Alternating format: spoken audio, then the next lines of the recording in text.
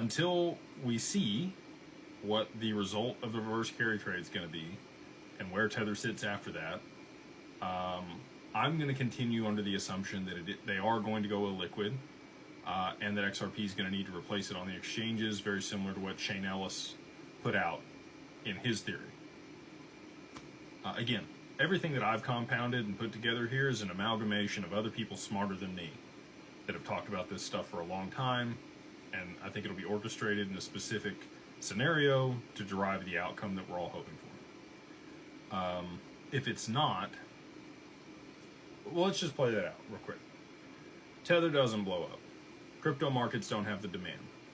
XRP doesn't see 3 to 4 digits. The back end of the stock market doesn't move to real-time settlement. We have huge unrealized losses across the board. Investment banks go under. The world, as we know it, the financial paradigm implodes on itself. We have a credit crisis, an ICE 9 event where no money moves, and we go back to Mad Max. So if Tether needs to blow up for XRP to move to the situation where it can provide the solution in this scenario, I think they're going to do that. Maybe they don't have to pull that lever. Maybe the BlackRock ETF and the Evernorth and the demand from the institutions is enough. I don't think it's going to be, though. I think you're going to need the additional demand from the exchanges, and that's what's going to cause a supply shock, is when the exchanges need XRP, they're not going to be selling it. And people are going to be clamoring for it.